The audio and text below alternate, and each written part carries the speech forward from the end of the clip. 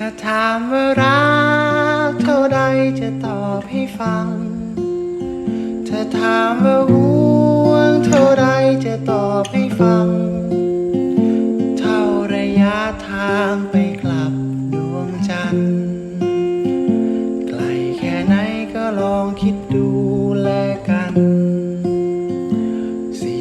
400,000 กว่าไมล์ก็ลองคิดดู